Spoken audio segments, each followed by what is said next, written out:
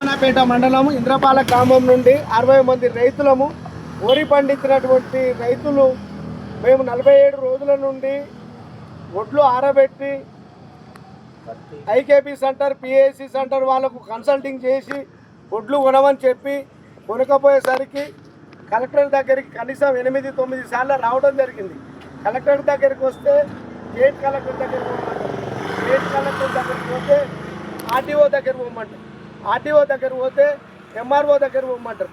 ఏంటి సార్ సమస్య అని మేము అడిగితే ఏది సమస్య లేదు, మీ దగ్గర స్థానిక నాయకుడు అయినటువంటి వేముల వీరేశం ఎమ్మెల్యే గారి గురించే సమస్య, మీ ఊరు వాళ్ళ నుండి సమస్య వస్తుంది కానీ ఎక్కడ సమస్య లేదంటారు.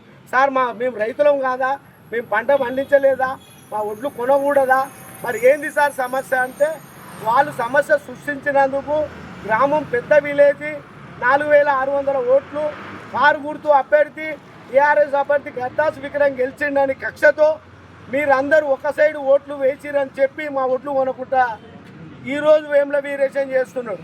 వేముల వీరేశం అనుకుంటున్నాడు రైతు ఏడ్చిన ఎద్దు ఏడ్చిన రైతు ఎన్నడూ బాగుపడలేదు, రైతు ఏడ్చిన రాజ్యం ఎన్నడూ బాగుపడదు. వేముల వీరేశం మళ్ళీ నువ్వు ఇంటికి పోయేటందుకే ఈ పని చేస్తున్నావు.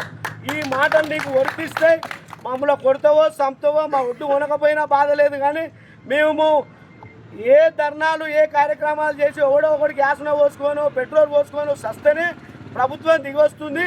ఇవాళ కలెక్టర్ ఆఫీస్ ముందుకు 60 మంది వచ్చినాం, ఎవడో ఒకడు పుల్కల మందు దాగి సస్తాడు, నీ ప్రభుత్వానికి చెడ్డ పేరు వస్తుంది. ఇది నువ్వు రాసి పెట్టుకో వేముల వీరేశం, ఇది నీకు తగ్గుతుంది. ఇకనైనా బుద్ధి తెచ్చుకొని రైతులు పండించిన పంటను ఎమ్మటే కొనాలని విజ్ఞప్తి చేస్తున్నాం.